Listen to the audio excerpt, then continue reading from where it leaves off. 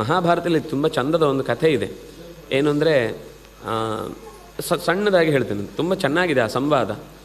ಒಂದು ನರಿ ಸಂಜೆ ಒಂದು ಮಧ್ಯಾಹ್ನದ ಹೊತ್ತಿಗೆ ಸ್ಮಶಾನದಲ್ಲಿ ಒಂದು ಸತ್ತ ಮಗುವನ್ನು ತಂದ ಹೆಣವನ್ನು ನೋಡಿ ಅಳ್ತಾ ಇರುವಂಥ ಕುಟುಂಬಕ್ಕೆ ಹೇಳ್ತಾರೆ, ನೀವು ರಾತ್ರಿ ತನಕ ಇರಿ ಇಲ್ಲಿ.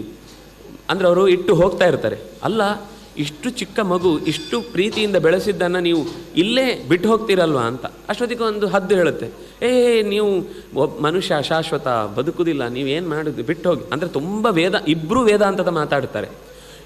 ವೇದಾಂತದ ಮಾತಾಡ್ತಾರೆ. ಆ ವೇದಾಂತವನ್ನು ಕೇಳಿದವನಿಗೆ ಖಂಡಿತ ಎರಡೂ ಸರಿ ಅಂತ ಅನಿಸುತ್ತೆ.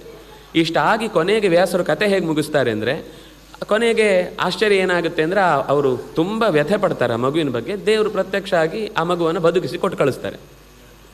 ಆದರೆ ಅಷ್ಟೊತ್ತು ಇಬ್ಬರು ಜಗಳಾಡಿದ್ದು ಯಾಕೆ ಅಂದರೆ, ರಾತ್ರಿ ಆದರೆ ನಂಗೆ ತಿನ್ನಲಿಕ್ಕಾಗೋದಿಲ್ಲ ಅಂತ ಹದ್ದು, ಈಗಲೇ ತಿನ್ನಬೇಕು ನಾನು ಅಂತ ನರಿ. ಈ ಎರಡು ವ್ಯವಸ್ಥೆಯಲ್ಲಿ ಮಾತ್ರ ಕೇಳುವಾಗ ಅದು ಬೇರೆಯೇ ಕಾಣಿಸ್ತಾ ಇರುತ್ತೆ.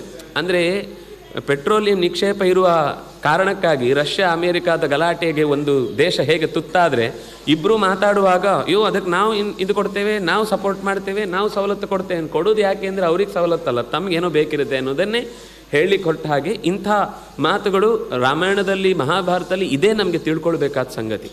ಎಲ್ಲಿ ನಮ್ಮನ್ನು ದಾಳಿ ಮಾಡ್ತಾರೆ, ಎಲ್ಲಿ ನಮ್ಮನ್ನು ದಾರಿ ತಪ್ಪಿಸ್ತಾರೆ ಅಂತ.